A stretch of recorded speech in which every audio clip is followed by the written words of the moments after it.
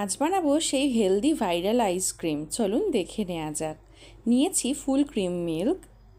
এবার উষ্ণ গরম দুধের মধ্যে দিয়ে দিচ্ছি চকো চিপস। আমি দু রকমের চকো চিপস ইউজ করেছি, আপনারা যে কোনো একটাও ইউজ করতে পারেন। দিয়ে দিচ্ছি কিছুটা আমন্ড, কিছুটা খেজুরগুলো আমি কেটে রেখেছিলাম, কাজু বাদাম দিয়ে দিলাম। দিয়ে দিচ্ছি কিছুটা ওটস অল্প দিলেই হবে। দিয়ে দিচ্ছি কোকো পাউডার। এবার কিছুটা ডার্ক চকলেট আমি গ্রেট করে দিয়ে দেব।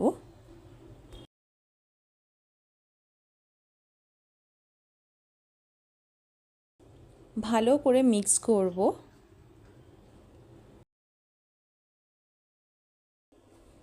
এইভাবে রেখে দেব 30 মিনিট।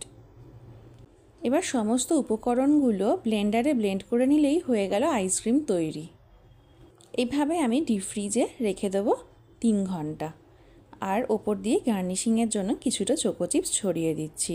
ব্যাস রেডি হয়ে গেল আজকে সেই ভাইরাল হেলদি আইসক্রিম।